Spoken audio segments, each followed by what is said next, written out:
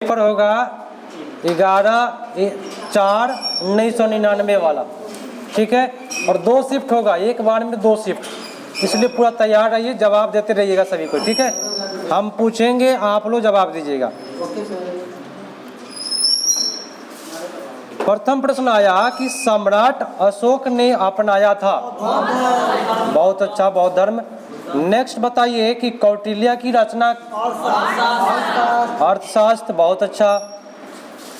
ख्वाजा मोइनुद्दीन चिश्ती का दरगाह कहाँ स्थित? अजमेर। अमीर खुसरो किसके शिष्य थे? औलिया, औलिया के शिष्य थे अमीर खुसरो, निजामुद्दीन औलिया, ठीक है। चलिए एक सुर में बोलना है। दिल्ली के लाल किले का निर्माण, बहुत अच्छा। सर सैयद अहमद खान संस्थापक थे? अलीगढ़ मुस्लिम विश्वविद्यालय, बोलना है सबको। दिल्ली के अंतिम मुगल बादशाह? बहादुर शाह जफर। कस्तूरबा गांधी किसकी धर्मपत्नी थी? बहुत अच्छा है प्रश्न। प्लासी का युद्ध? चलिए नेक्स्ट। भारत को स्वतंत्रता की प्राप्ति 1947, सी ऑप्शन, कोई दिक्कत? चलिए ऐसा ही माहौल बना के रखना है। अगला, यदि एक सेकेंड रुक जाइए, बोलना है आपको भी, उधर बोलना है, बैठना नहीं है यहाँ पे। प्रश्न है कि यदि हमारे जन्म के समय माता पिता दोनों अथवा दोनों में से कोई एक भारतीय नागरिक है तो हमको नागरिकता क्या होगा? जन्म जाते मिल जाएगा नागरिकता। चलिए, लोकतांत्रिक सरकार का वह शासन व्यवस्था जिसमें क्या होता है? सीधी सी बात है, अप्रत्यक्ष की बात याद रखना है। लोकतंत्र में हम लोग अप्रत्यक्ष भागीदारी लेते हैं, प्रत्यक्ष नहीं लेते हैं। प्रत्यक्ष संविधान यहाँ का नहीं है। हाँ, नहीं, किसी का भी प्रत्यक्ष नहीं होता है, जनता के द्वारा। हाँ, जनता के द्वारा नहीं होता है। बड़े नागरिकों में स्थानीय स्वशासन की संस्थाएं क्या कहलाती है? देखिए, बड़ा बड़ा जब शहर होगा वहाँ पंचायत नहीं होता है, नगर। बहुत अच्छा। अब बताइए, पूरा दम दिमाग शांत रखिए, एक सुर में जवाब दीजिएगा, ठीक है। पंचायत समिति के प्रशासन का प्रबंधन एक सरकारी अफसर करता है, उसे क्या कहते हैं? बीडीओ, बहुत अच्छा। नेक्स्ट बोलिए, भारतीय संविधान के निर्माता? भीमराव अम्बेडकर, बहुत अच्छी बात। भारतीय संविधान ने भारतीय नागरिकों को कितने मौलिक अधिकार? 6 अधिकार। बोलना है लेकिन मुंह से आवाज निकलना चाहिए, ये नहीं कि भाई ज़्यादा ही तेज, लेकिन निकलना है किसी से। अगला कि 14 वर्ष की आयु से कम उम्र के बच्चे को कल कारखाने में काम करने देना नहीं है, ये किसका? चलिए, शोषण के विरुद्ध अधिकार है। और अनुच्छेद किसमें है? 24 में है शोषण के विरुद्ध अधिकार। इसमें 14 वर्ष के बच्चों को कल कारखाने में, हाँ, मतलब कि निःशुल्क शिक्षा लेना है। लोकसभा का कार्यकाल बता दीजिए, और राज्यसभा का? बहुत अच्छा। नेक्स्ट पर बोलते हैं, राष्ट्रीय जनता दल के उस समय में, हाँ, उस समय में लालू प्रसाद यादव थे, अभी भी सचिव लालू यादव। भारत के राष्ट्रपति पद की शपथ कौन दिलवाता है? मुख्य न्यायाधीश, ठीक है। अगला कि जनसंख्या संदर्भ में भारत का विश्व में कौन सा स्थान? दूसरा। आप फर्स्ट आ गया है आपका। ये लॉकडाउन में जनसंख्या बढ़ा है कस के। नेक्स्ट, पूंजीवादी अर्थव्यवस्था में क्या होता है? निजी अधिकार होता है। क्या होता है? आप अगर आपके पास पूंजी है तो आपका है ना भाई, तो निजी कहीं लिखा है क्या? इनमें से कोई भी अर्थव्यवस्था की नीति नहीं रखता है। 22 का डी हो जाएगा, इनमें से कोई है ही नहीं। निजी वाली बात हम बोल दिए हैं। पूंजीवादी जो होता है ना, वो निजी व्यवस्था। हाँ, कोई नियंत्रण नहीं होता, कोई भी। चलिए अगला, भारत में अधिकांश अदृश्य बेरोजगारी पाई जाती है? कृषि में। बहुत अच्छा। वर्तमान पंचवर्षीय योजना कौन सी है? उस समय में 9वीं पंचवर्षीय योजना था, 91 वाला में। अगला है कि निम्नलिखित फसलों में से कौन सी फसल नगदी फसल के रूप में जाना जाता है? कपास। कपास जो है वह नगदी फसल है। चाय जो है नगदी फसल है। गन्ना भी नगदी फसल है। ठीक, बोलिए। कपास मतलब रुई। कपास बोले तो रुई, जिसका आप लोग सिरानी बनाते हैं। वस्त्र भी बनता है कपास का। सबसे महंगा इसी का मिलता है। हाँ। अगला प्रश्न, चलिए कोई बात नहीं। आर्थिक विकास की दृष्टि से भारत की गिनती विकासशील की विकसित क्या? विकासशील। बहुत अच्छा। 27 पर यही ना प्रश्न है? चलिए नेक्स्ट पर आ जाइए। एक सेकंड थोड़ा सा रुकिएगा। चलिए ठीक है। अब अगला बताइए कि भारत के बाहुल्य में आयात करता है? आयात माने खरीदना, निर्यात माने बेचना। तो सबसे ज़्यादा हमारा भारत एलपीजी खरीदता है और हम लोगों को देता है। ठीक है। अगला कि भारत में उपभोक्ता अधिनियम कब पारित हुआ? बहुत अच्छा। नेक्स्ट 1991 वाला प्रश्न नहीं होगा क्योंकि उस समय की जनसंख्या नहीं पूछेगा। सरदार सरोवर बांध किस नदी पर है? नर्मदा नदी पर है, गुजरात में। बहुत अच्छा। दादा साहेब फाल्के पुरस्कार किस क्षेत्र, फिल्म के क्षेत्र में दादा साहेब फाल्के पुरस्कार किस राज्य में एलोरा की गुफाएं स्थित है? महाराष्ट्र में एलोरा की गुफाएं हैं। बहुत अच्छा। संयुक्त राज्य अमेरिका के राष्ट्रपति उस समय में कौन था? तो छोड़िए उस समय की बात है, तो अभी के बाद वैसे क्लिंटन था, बिल क्लिंटन। हाँ। बिहार के मुख्यमंत्री कौन है? अभी तो नीतीश कुमार। तो ऑप्शन है ही। जॉर्ज फर्नांडिस जो था ना, वह केंद्रीय फर्नांडिस साहब क्या थे? केंद्रीय रक्षा मंत्री थे उस समय में। चलिए इसको हटा के चलेंगे। विमंडल खेल बता दी। विमंडल चैंपियन, विमंडल किससे है? बैडमिंटन से। किससे है? विमंडल की बात करें, बस से विमंडल, बस से बैडमिंटन। ये आप याद रखें क्योंकि बहुत हिट प्रश्न है। ना ना ना ना, एक सेकेंड। विमंडल टेनिस से है। किससे है? टेनिस से है। विमंडल टेनिस से।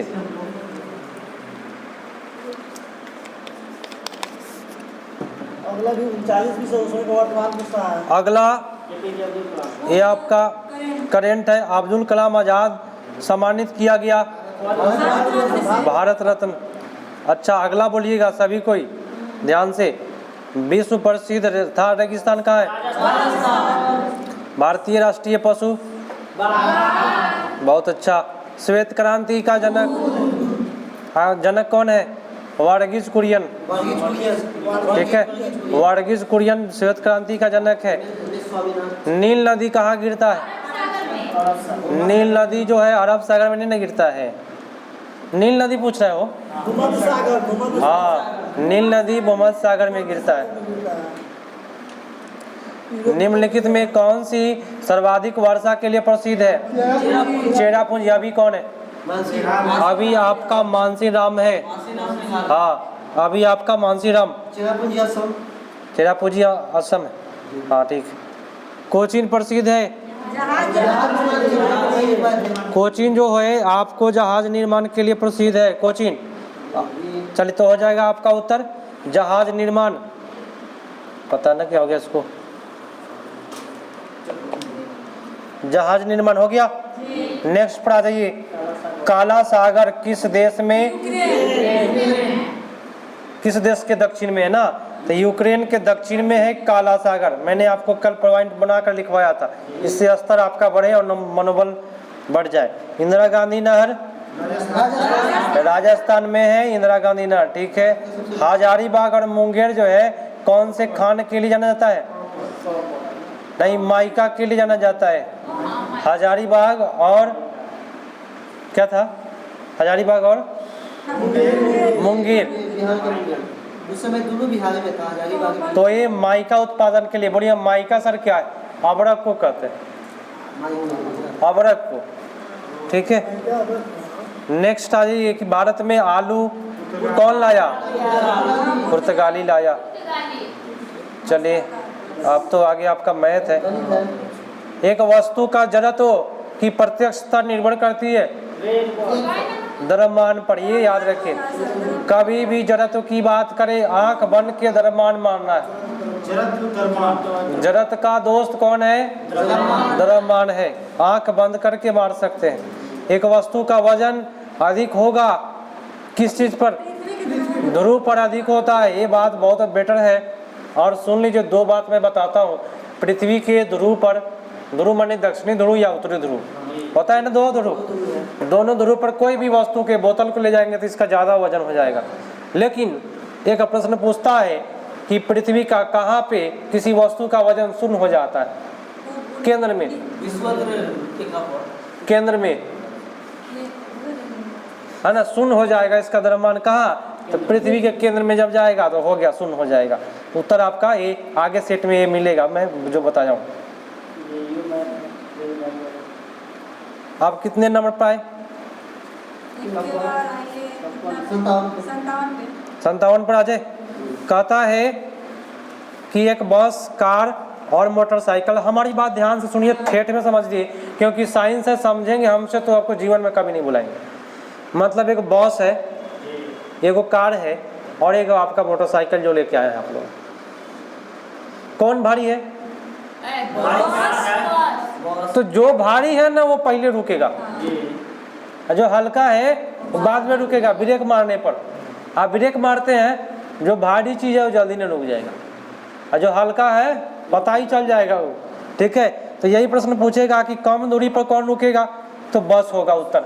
आप लोग बनाए हुई का सेट में गलती हुआ होगा। ठीक है, बस होगा इसका उत्तर 100%, कोई दिक्कत नहीं। इसका आप डिस्कस मिलाते तो सही जाता आपका उत्तर। लेकिन तो दिया है आंसर मोटरसाइकिल। कोई बात नहीं, बस इसका डिस्कस में है। देख लो, ध्वनि का वेग देखिए। देखिए, ध्वनि का वेग की बात करें तो थोड़ा सा हम आपको डिटेल में समझाते हैं, जीवन में कभी नहीं भूलेगा अगर मेरा डिटेल सुनिएगा तो। ये जो ध्वनि जो हम बोल रहे हैं, यहाँ नमी आ जाएगा ना तो और अच्छा से सुनाई देगा। नमी में ज़्यादा होता है, ठीक है, ठोस में ज़्यादा होता है। माने कोई माध्यम घना हो जाए उसमें ज़्यादा, और जो माध्यम में पतला हो जाए वो क्या हो जाएगा, उसमें कम हो जाएगा। ध्वनि का वेग जो निर्भर करता है, हाँ, नमी हवा में अधिक, सूखी हवा से नमी हवा में अधिक। जहाँ नमी ज़्यादा होगा वहाँ कान फाड़ देगा ध्वनि, क्योंकि उसका एक माध्यम हो जाएगा ध्वनि चलने का। नमी उसको ढो ढो के आपके कानों तक पहुँचाएगा। ठीक है, सेंस समझ में आया ना? अब आगे बताए। एक लड़की है झूला पर, समझ लीजिए, जितना भी मैं सेंस बता रहा हूँ जीवन में आप कभी नहीं भूलेंगे, ये मैं गारंटी देता हूँ। एक लड़की है, झूला झूल रही, ऐसे ऐसे ऐसे ऐसे झूला झूल रही, बैठ के झूल रही थी, एकाएक खड़ा हो गई। जब खड़ा हो गई तो भाई झूलने का जो जहाँ से यहाँ जा रही थी, ज़्यादा जाएगी कि कम जाएगी? कम जाएगी, क्योंकि खड़ा होने पर उसको वायु धक्का देगा। बात समझे? वायु प्रेशर देता है। जैसे आप खड़ा हो गए, वायु धक्का देगा तो पहले की तुलना में आप थोड़ा सा कम हो जाइएगा खड़ा होने पर। लेकिन आपके माइंड में हो रहा है क्या कि जब खड़ा हो जाएंगे तो ज़्यादा जाएगा, लेकिन ऐसा कुछ नहीं होता है। ये भौतिकी में आपको पढ़ना है भाई। जैसे ही खड़ा होइएगा वायु का प्रेशर बढ़ जाएगा, आपको जाने नहीं देगा, कुछ रोकेगा, तो यहाँ पे क्या हो जाएगा, घट जाएगा। कोई दिक्कत नहीं, याद रखिएगा। इसके बाद आप बताइए, मैं आपको इसको भी प्रश्न को समझा देता हूँ, जीवन में आप कभी नहीं भूलेंगे अगर मेरी बात ध्यान से समझ जाएंगे। ये जो पटरियाँ होती है रेल की, इस तरह से बीच में खाली लाइन होता है ना, इस तरह से खाली लाइन क्यों होता है? विस्तार जब होता है, जैसे कि पटरी, इधर से गाड़ी आ रहा है, इधर से गाड़ी आ रहा है, तो दोनों का गर्मी में क्या होता है, जब उधर से गाड़ी तेजी से आ रहा है, इधर से तेजी से आ रहा है, तो ये फैलता है। लोहा क्या होता है, फैलता है। उधर से एकदम विस्तार होगा लोहा का, और विस्तार होगा तो इस तरह से सट जाएगा। अगर इसको सटा के रखेंगे, इधर से गाड़ी उधर से गाड़ी, उस पर चढ़ जाएगा, दुर्घटना हो जाएगी। इसलिए विस्तार वाला ऑप्शन को मारेंगे। मिला कहीं विस्तार वाला ऑप्शन? रेल के आयतन विस्तार को समायोजित करता है। सब में तो विस्तार है। सब में है, तो आयतन वाला मारेंगे कि रेखीय विस्तार मारेंगे, ये बताएं। आयतन रेखीय मारेंगे, क्योंकि वह एक रेखा पर आता है रेलगाड़ी, ठीक है, तो ये आप रेखीय विस्तार वाला मारेंगे, क्योंकि आपका जो पटरी है ऐसे रेखीय में बढ़ रहा है, ऐसे सट रहा है, रेखीय में सट रहा है ना, आयतन नहीं ना भाई, लंबाई चौड़ाई नहीं ना है, तो रेखीय विस्तार मारेंगे। नेक्स्ट, अब मैं आपको एक और बता देता हूँ, अगला प्रश्न क्या कहता है आप लोग पढ़ लीजिए एक बार। मैं आपको ठेठ में बता देता हूँ, समझने वाली बात है, साइंस जितना भी है समझने वाला। आप लोहा को खूब गर्म कर दिए, खूब गर्म कर दिए, और लोहा जो था ना, इसमें प्रश्न में बोल रहा है कि खुदरा काले धब्बे वाला है, खुदरा खुदरा धब्बा वाला है, तो यहाँ पे जोर में रहिएगा ना तो धब्बा आपको दिखाई देगा, यहाँ धब्बा है। लेकिन जैसे ही अंधेरा में जाइएगा, लोहा खूब लाल कर दिए हैं, वो अंधेरा में ले जाइएगा, खुदरा क्या काला, जो काला काला जो दिखाई दे रहा था ऊंच खाल वाला, वो अंधेरा में दिखाई देगा?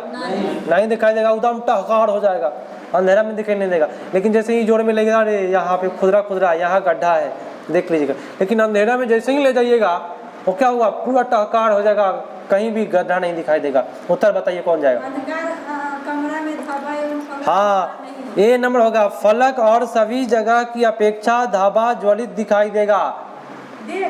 ए होगा, ए। जो धाबा भी है ना वो भी ज्वलित दिखाई देगा। हाँ बोलिए, ना बोल सकते हैं। तो बोले नहीं कि अंधकार कमरा में ले जाएंगे तो नहीं दिखाई देगा। अंधकार कमरा में जब ले जाएंगे तो नहीं दिखाई देगा, तो वही ऑप्शन लिखा हुआ है कि फलक के और सभी जगह की अपेक्षा धाबा जो है उज्जवल दिखाई देगा। उज्जवल माने वो भी एकदम टहकार, कोई दिक्कत नहीं। अगला, अब कहता है कि कई वस्तुएं अधिक निम्न ताप पर अपने वैद्युत प्रतिरोध को खो बैठती है। अब हम आपको थोड़ा सा ठेठ में समझा देते हैं। तथागत तुलसी के बारे में आप लोग सुने होंगे, उसको मरवा दिया गया 12 वर्ष की उम्र में। तथागत तुलसी जो था आपके बिहार के ही था, वो लड़का खोज कर रहा था अति चालक, माने अति चालक सुपर कंडक्टर का खोज कर रहा था कि मान लीजिए एक बार जनरेटर स्टार्ट कर दिए और जनरेटर को बंद कर दीजिए, जीवन भर बॉल जलते रह जाएगा। ये जो पंखा चल रहा है, बिजली आता है तो पंखा चलता है, सुनिए, अब बिजली बंद पंखा बंद, तो क्यों? क्योंकि इसमें प्रतिरोध होता है। लेकिन अति चालक में, सुनिएगा ध्यान से, अति चालक में प्रतिरोध शून्य होता है। कितना होता है? एकदम जीरो। और जहाँ प्रतिरोध शून्य हो, 0 वाट का बॉल देखते हैं, जब क्या होता है, जब स्विच ऑन लाइट खत्म नहीं हो जाएगा तो बलते रहेगा थोड़ा देर के लिए। 0 वाट वाला बॉल, नाइट बॉल जो होता है ना, थोड़ा देर के जलता है कि नहीं? तो वही सुपर कंडक्टर होता है, माने अति चालक होता है। इसमें प्रतिरोध क्या होता है? खो बैठती है, माने शून्य हो जाता है। कभी भी का प्रतिरोध खो बैठता है या प्रतिरोध शून्य हो जाता है, क्या मानेंगे? अति चालक। कोई दिक्कत? सुपर कंडक्टर बोलते हैं इसको। और देखिए इसी खोज के लिए उसको मार दिया गया, तथागत तुलसी को। यदि किसी तत्व में विद्युत धारा को दुगुना कर देंगे 4 गुना हो जाएगा। तो गर्मी कितना हो जाएगा? 4 गुना। मान लीजिए अभी हमारे परिपथ में आ रहा 220 वोल्ट, धारा को 440 वोल्ट कर देंगे, आपका नाइक्रोम का तार जो हीटर का है जड़ेगा कि नहीं? खूब गर्म होकर जड़ जाएगा ना। तो जैसे ही धारा दुगुना करेंगे ऊष्मा क्या हो जाएगा? 4 गुना। और ये तो बनाने वाला, इसको हटा के चलिए, यहाँ आ जाइए। निम्नलिखित में कौन सा कण परमाणु के द्रव्यमान को निर्धारित करता है? और मैं बहुत बेटर ट्रिक बताऊंगा जितने भी साइंस होगा, क्योंकि मेरा स्पेशल साइंस ही है, साइंस से मैं साइंस किया हूँ। देखिए साइंस बहुत बेटर चीज़ है। अगर द्रव्यमान की बात करें तो P+N, द्रव्यमान की बात करें तो क्या? P+N, न्यूट्रॉन प्लस प्रोटॉन, या प्रोटॉन या न्यूट्रॉन। मतलब द्रव्यमान जो होता है वह क्या होता है? नाभिक में होता है, और नाभिक में आपका P+N होता है, और इलेक्ट्रॉन जो होता है नाभिक के बाहर होता है। तो इसी का द्रव्यमान होता है। द्रव्यमान किस पर निर्भर करता है? प्रोटॉन और न्यूट्रॉन के चीज पर निर्भर करता है। तो उत्तर आपका कौन जाएगा? प्रोटॉन और न्यूट्रॉन। कोई दिक्कत? अब आ जाइए नाभिकीय रिएक्टर में भारी जल का काम क्या है? DTO का काम। बहुत मजेदार चीज है, जीवन में हम आपको कितना बार लिखवाए, उस दिन बताए थे। DTO का काम क्या है? मंदक उत्पन्न करना। लिखवाए कि नहीं भाई? कोई बता दे। भारी जल का काम क्या है? नाभिकीय रिएक्टर में ठंडक उत्पन्न करना। लिखवाए थे? वहां पे हो जाएगा क्या? रिएक्टर के बाद न्यूट्रॉन की गति को कम करना, यही होगा। द्रुत न्यूट्रॉन के गति को क्या करता है? वह कम करता है। कोई दिक्कत नहीं ना है? नहीं। चलिए, पृथ्वी के भूपृष्ठ पर बहुल मात्रा में तत्व कौन है? ऑक्सीजन। नाइट्रोजन। वायुमंडल में नाइट्रोजन, यही तो फंसाता है। वायुमंडल की बात करें तो नाइट्रोजन, पृथ्वी की बात करें तो ऑक्सीजन मारेंगे। कोई दिक्कत? नाइट्रोजन की खोज आगे, न्यूट्रॉन की खोज लिखवाए थे चैडविक। बहुत बेटर। कोई नहीं बोल रहा है भाई, बाकी लोग का गायब है। तत्व जिसमें विभिन्न नाभिकीय आवेश है परंतु समान द्रव्यमान। देखिए मैं ट्रिक बता देता हूँ एकदम सीटेट की तरह। जिसमें समान द्रव्यमान हो तो समभारिक। द्रव्यमान माने भार। लिखा है क्या? समान द्रव्यमान। एक चीज देखिए इसमें क्या लिखा हुआ है? समान द्रव्यमान। मन द्रव्यमान माने क्या? भार। तो समभारिक क्या होगा? समभारिक। और दूसरा ट्रिक सीख लीजिए। दूसरा ट्रिक सीख लीजिए, सुनिए। जिसकी परमाणु संख्या, जिसका न्यूट्रॉन भिन्न भिन्न हो, समस्थानिक। न्यूट्रॉन अलग अलग हो तो समस्थानिक, और भार समान हो तो समभारिक। ठीक है, कोई दिक्कत? चले नहीं। केंद्रक का इस क्या कर रहा है? केंद्रक का इसके न्यूक्लियन से गठन में होता है। क्या होता है न्यूक्लियन में? न्यूक्लियन में गठन में होता है। द्रव्यमान में घटाव, द्रव्यमान में बढ़ोतरी, द्रव्यमान में कोई परिवर्तन नहीं। क्या हो जाएगा इसका उत्तर? इसका उत्तर आपका दिया है द्रव्यमान में घटाव। हाँ, घटाव। केंद्रक का इसके न्यूक्लियन से गठन में होता है। ये प्रश्न स्पष्ट नहीं दिया हुआ है, इसलिए आपका उत्तर ए पर ही है। इसमें कोई दिक्कत नहीं है। आगे भागते हैं। पूरा स्पष्ट नहीं बोला है। निम्नलिखित में उच्च गलनांक किनका होता है? NaCl का। हाँ, NaCl बोले तो साधारण नमक का गलनांक जो होता है ना बहुत ज्यादा होता है। Sodium chloride. निम्नलिखित में जलीय घोल से होकर के एक विद्युत धारा प्रवाहित करेंगे तो विखंडित होकर के क्या हो जाएगा? कौन टूट जाएगा? हो ग्लूकोज टूट जाएगा। Silver nitrate. सिल्वर नाइट्रेट कौन टूटेगा? सिल्वर नाइट्रेट टूटेगा। धातु वाला बात। हमारी बात पूछे कभी भी कहेगा कि हाई में करंट प्रभावित कर देते हैं तो क्या है ये? सिल्वर नाइट्रेट क्या है? NO3। तो Ag टूटेगा तो +1, NO3 टूटेगा तो -1। तो जो धातु जिसमें लगा रहे, सुन लीजिए, इसमें धातु कौन है बताइए? सिल्वर। वही टूटेगा। अगर आप करंट गुजार रहे हैं नीमक से, तो नीमक में क्या होता है? NaCl होता है। ध्यान दीजिए, NaCl होता है नीमक में। इसमें सोडियम हो जाएगा, टूटेगा कि नहीं? तो ये भी टूट जाएगा करंट से। अब बताइए, ऑक्जेलिक अम्ल के घोल के विरुद्ध में कास्टिक सोडा का घोल का आमापन के लिए अच्छा सूचक क्या है? ऑक्जेलिक अम्ल जो टमाटर में होता है और कास्टिक सोडा का घोल को आपको क्या करना है? एक सेकंड रुक जाइएगा।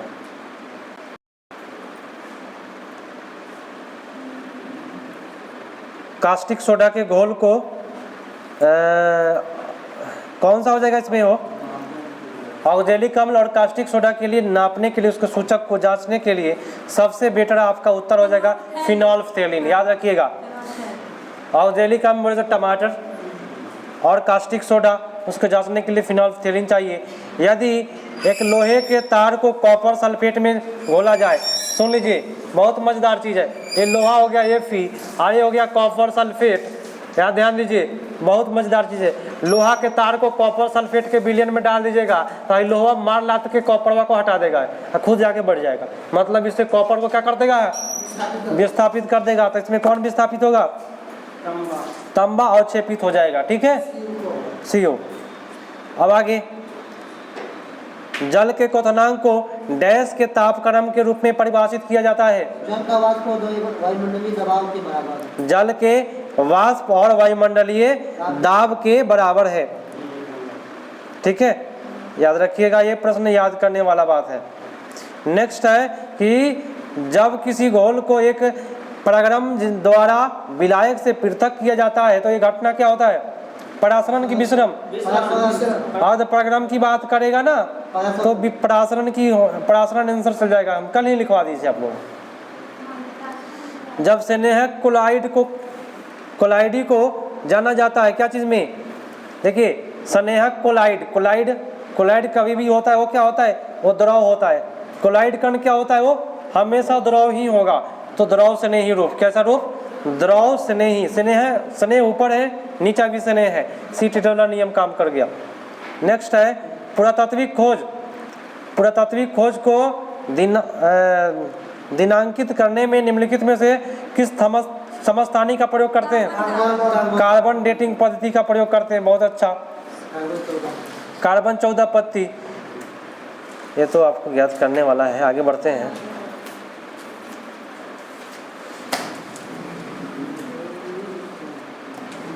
नेक्स्ट है, सुनिए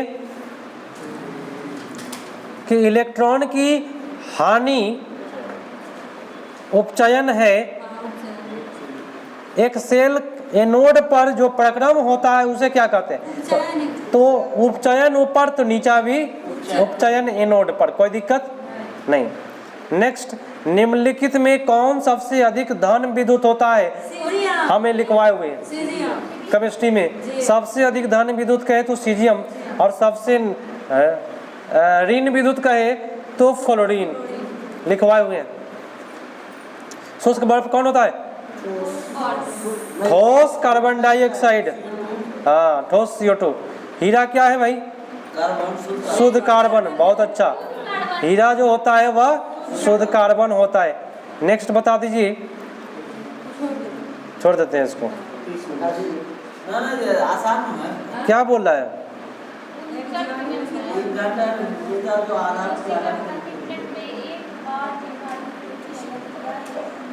एक नहीं, आगे बढ़िए। 85 पर आइए। नाइट्रोजन स्थिरीकरण करने के समर्थ एक मुक्त जीवाणु का नाम? राइजोबियम। बहुत अच्छा। अगला बताइए, फफूंदी से संचित खाद्य पदार्थ है। फफूंद में दो होगा, एक तो होगा ग्लाइकोजन तेल गोलिका रूप में संग्रहित। आपका उत्तर हो जाएगा डी पर 86 का। अफीम पाया जाता है तो अफीम देखिए पपावा से, पोस्ता से, पूछता है पोस्ता होता है वहाँ पे उत्तर, लेकिन यहाँ लिखा है पपावर सेमनीफेरम से। आपका उत्तर क्या जाएगा? डी। प्रकाश संश्लेषण में पहला सोपान क्या है? तो पहला सोपान जल का अपघटन होना। बहुत अच्छा, जल टूटता है पहले और वही जल टूटेगा तो ऑक्सीजन निकलेगा। हाँ, निम्नलिखित में कौन सा ग्लाइकोलाइसिस एवं क्रेब्स चक्र के बीच की कड़ी है? क्रेब्स चक्र की बीच की कड़ी कौन सा हो जाएगा?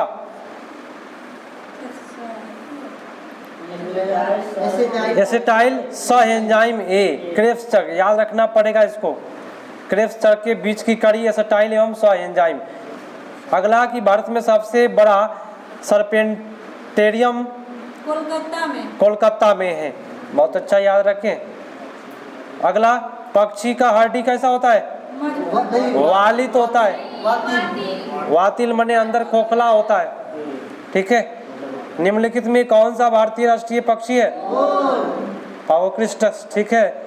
मानव मूत्र में कौन सा vitamin? Vitamin C. Vitamin B6 के कमी से कौन सा रोग? रक्तअल्पता। हाँ, रक्तअल्पता। तो आपका 94 का उत्तर सी। बहुत अच्छी बात। लार परिवर्तित करता है कौन चीज में? स्टार्च को माल्टोज में। पेप्सिन एक उदाहरण है किसका? पेप्सिन एक एंजाइम है। बहुत अच्छी बात। पीतरस का काज बता दीजिए। हाँ, कभी भी पित्त की बात करें तो वासा पाचन के लिए पायस बनना, ये हुआ नहीं, एंजाइम का पाचन करना। 97 का डी होगा। वसाओं को एंजाइम द्वारा पाचन करवाना ही पित्त का काम है। हाँ ठीक बोले, वसाओं को एंजाइम द्वारा पाचन करवाना ही पित्त का काम है।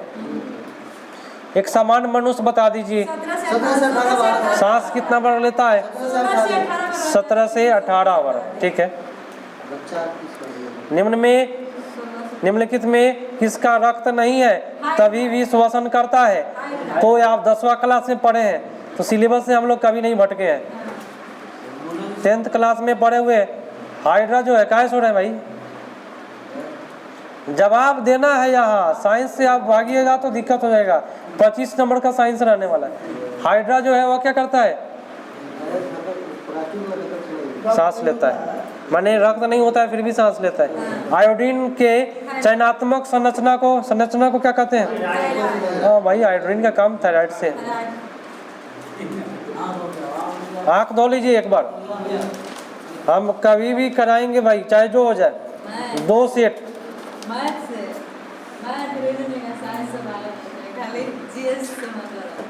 चलिए, ये जो पेपर है 23/5/1999 का, ये सब कर लेने के बाद मार्केट में जितने भी आया है ना, मार्केट में 23/5 भारत में कितने राज थे उस समय में? 25 राज था उस टाइम में। अभी क्या है? अभी बताएं।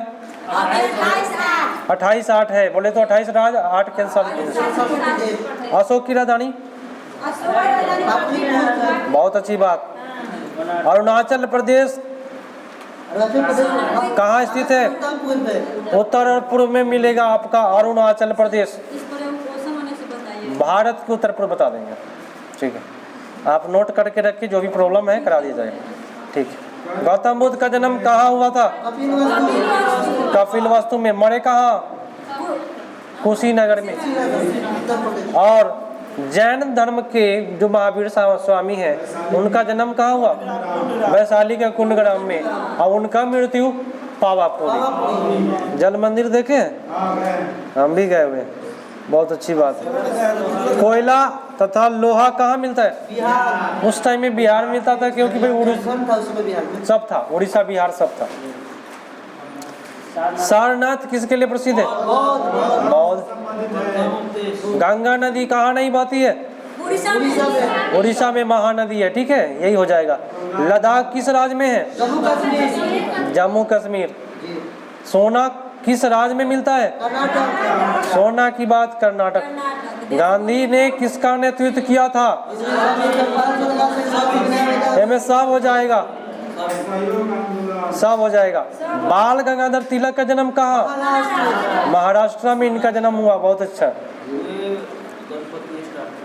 गणपति उत्सव मनाने का काम बाल गंगाधर तिलक कर रहे हैं। अब बताएं कि भारत का प्रथम राष्ट्रपति?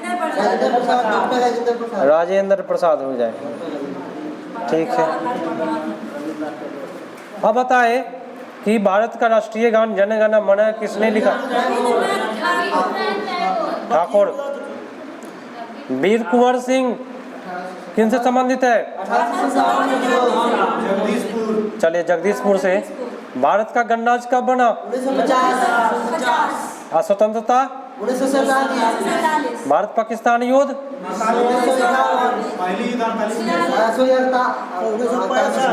48 है, 65 है, 71 है, इनमें सभी हो जाएगा ना?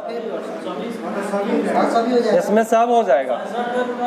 48 में भी, 65 में भी, 71 में भी पाकिस्तान युद्ध। 43 में हुआ था। हाँ, अच्छा, शेख हसीना क्या करती है? शासन करती है। बंगाल के मुख्यमंत्री प्रधान। हाँ, बंगाल के उस समय में थी, तो देश पर शासन करती है शेख हसीना। हाँ, अच्छा, ये जो पोखरण है, पोखरण विख्यात है किस लिए? कब हुआ था विस्फोट यहाँ? 74 पोखरण में। और दूसरा का 98। कोफी आनंद कौन है? हाँ, आगे। कौन राज मधुबनी कला के लिए प्रसिद्ध है? तमिल समस्या किससे संबंधित है? बहुत फंसाने वाला है। श्रीलंका। तमिल समस्या श्रीलंका। हमेशा झगड़ा होते रहता है तमिल और श्रीलंका में। अच्छा, हिटलर किस देश से संबंधित? दक्षिण ध्रुव में क्या है भाई? एक महादेश है। दक्षिण ध्रुव में क्या है? एक महादेश है, अंटार्कटिका महादेश। क्या? हाँ अभिज्ञान शकुंतला। ठीक।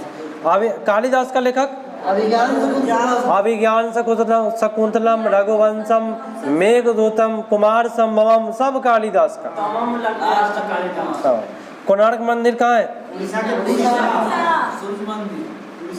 में। उड़ीसा के पुरी में कोणार्क मंदिर। सीवी रमन किस लिए विख्यात है? 1930 में उनको नोबेल पुरस्कार मिला। वैज्ञानिक थे, भौतिक वाला। रामचरितमानस के लेखक तुलसीदास। और रामायण के लेखक वाल्मीकि। जहांगीर राजगीर कहाँ है? ज्ञानपीठ पुरस्कार किस में जाता है? साहित्य के क्षेत्र में। और भारत क्या है? एक गणराज्य भी है, एक संघराज्य भी है, धर्मनिरपेक्ष सब। अमर्त्य सेन बताइए किसका पुरस्कार मिला था उसको? अर्थशास्त्र में नोबेल पुरस्कार। ठीक है। जमशेद टाटा क्या किया? भारतीय उद्योग को प्रोत्साहित किए। हाँ, ये उद्योगपति था। हज करने के लिए मुस्लिम कहाँ जाते हैं? मदीना शहर में। बहुत अच्छी बात।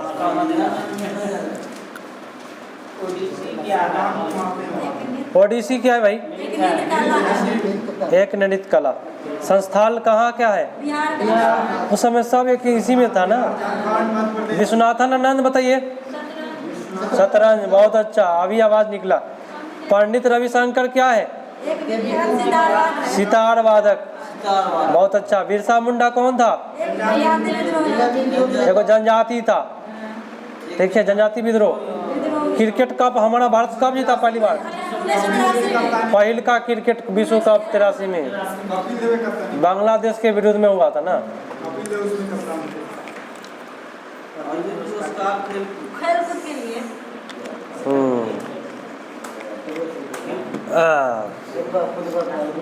अर्जुन पुरस्कार खेल कूद। बहुत अच्छा। पंचवर्षीय योजना। अब प्रशिक्षण वाला को द्रोणाचार्य मिलता है, थोड़ा सा ध्यान दीजिए, माइंड को दौड़ाइए नहीं।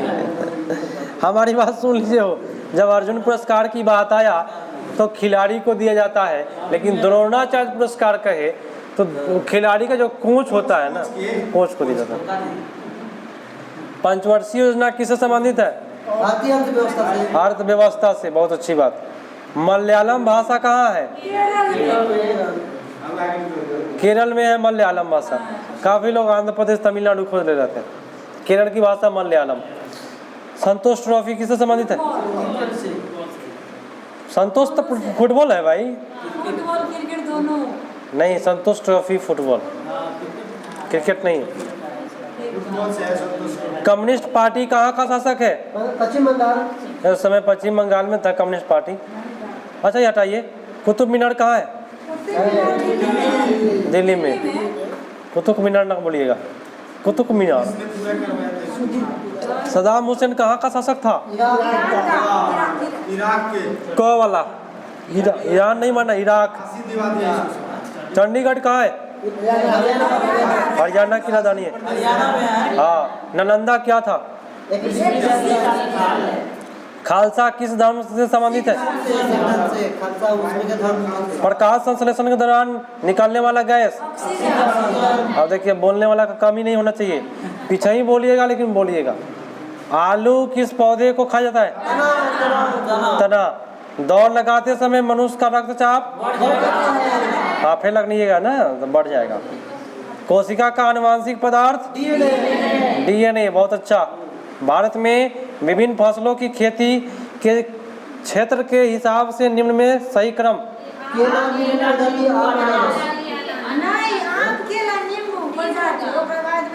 विभिन्न फसलों की खेती हिसाब से निम्न क्रम। सबसे पहले आम, केला, नींबू, अनारस। डी। मोटर नहीं ना चल रहा है वो। ठीक है। निम्नलिखित में किस वर्गीकरण सजीव यांत्रिक ऊतक के रूप में किया जाता है? खंभा वाला। खम्भ मृदु ऊतक। कभी भी आप लोग सेट मारे 2 बार 3 बार देख के ना याद हो तो लिख के रट जाइए, क्या दिक्कत? जीव अपना, एक सेकेंड, जो जीव अपना जैव भोजन संश्लेषित करता है उसको क्या कहते हैं? अपन भोजन बना ले तो स्वपोषी। किसान का परम सहायक हाइजा रोग घरेलू मक्खी। अच्छा, वृक्ष के छाल से कुनैन किससे प्राप्त होता है? सिनकोना से। बहुत बेटर, मजा आ गया। अमीबा पेचिस पैदा करने वाला जीवाणु का नाम, कवक का नाम? हाँ, एंट अमीबा हिस्टोलिका। बहुत बेटर, ये तो याद रखें। पेचिस एंट अमीबा हिस्टोलिका। निम्न में कौन से बच्चे को जन्म देता है? सशक।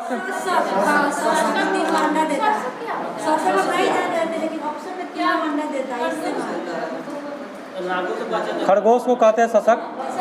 सबसे ऊर्जा सजीव वृक्ष है, सबसे ऊंचा यूकेलिप्टस। बहुत बेटर। सफेदा का पेड़। अच्छा, इंसुलिन से क्या होता है? पहले देखिए अपना सेट में देखिए और तब जवाब दीजिए। प्राणी अब भारत में लुप्त होते हो चुका है। यही आया था ना अभी, तुरंत चीता आया है वहाँ से, मोदी जी लाया है कान्हा में। किस देश विश्व पर्यावरण दिवस मनाया जाता है?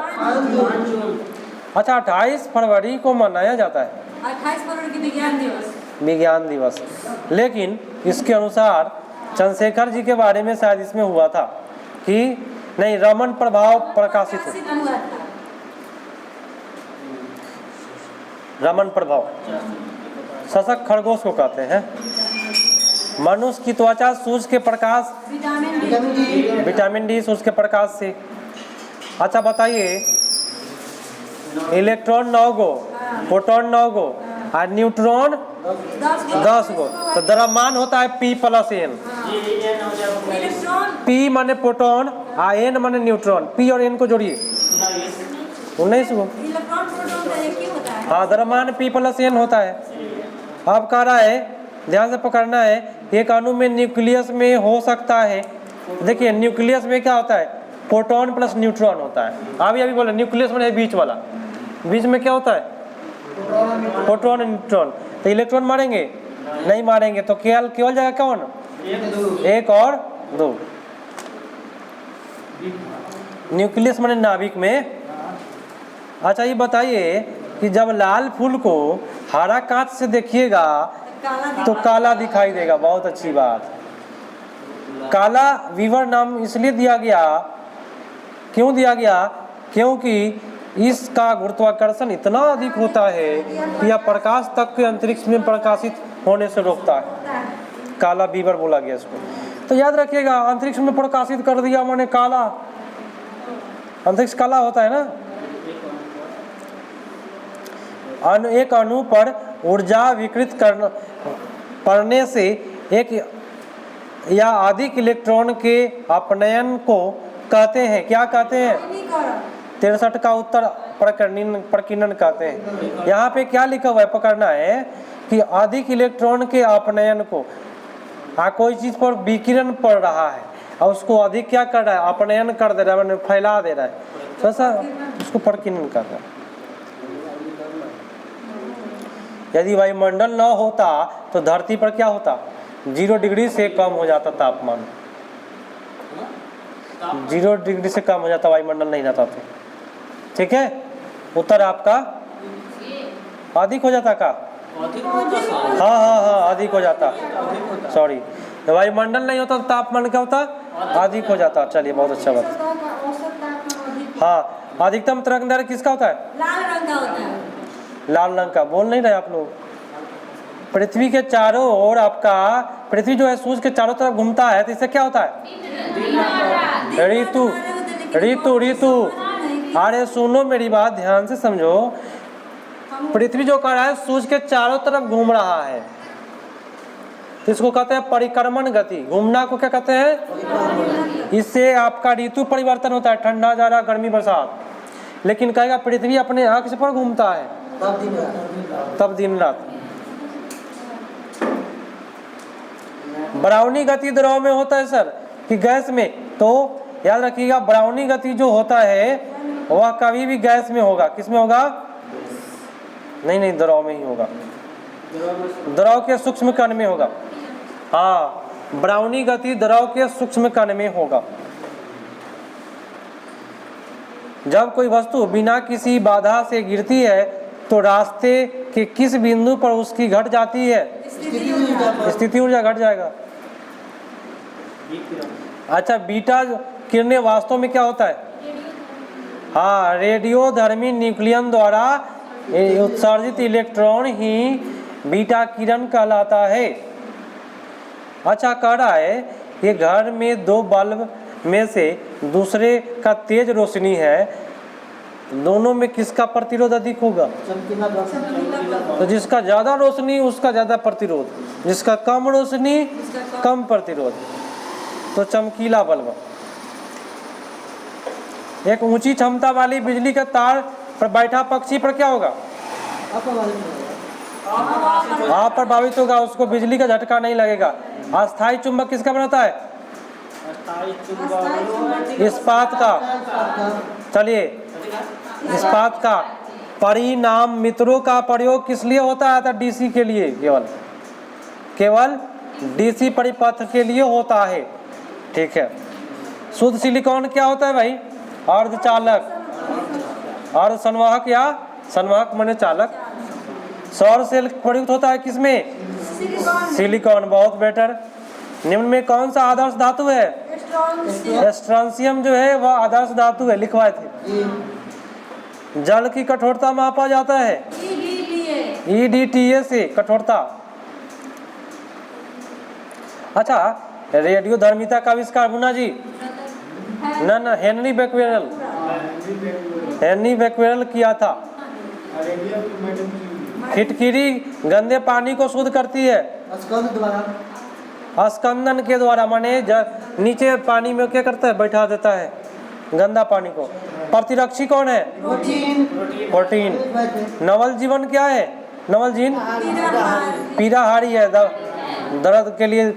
नायलन बताइए क्या है? पॉलीएमाइड। बहुत बेटर, बी ऑप्शन।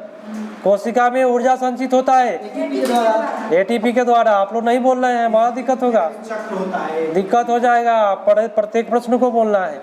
निम्न में सबसे अधिक लचकदार कौन होता है? इस्पात। निम्नलिखित में कौन केवल एक तत्व से निर्मित होता है? हीरा। अपने आप को एक्टिव रखिए, कॉपी कलम तैयार रखिए, नहीं आता है तो नोट मारिए। कौन सी गैस वायु का प्रमुख घटक है? नाइट्रोजन। ये प्रमुख घटक की बात करें तो नाइट्रोजन हो जाएगा, क्योंकि सबसे ज्यादा यही पाया जाता है। अब बताइए, लोहा को इस्पात में बदलने के लिए क्या मिलाइएगा? निकेल। बिजली के बल्ब का तंतु? और ये आपका हो गया समाप्ति के कगार पर आ गया, ये आपका समाप्त हुआ।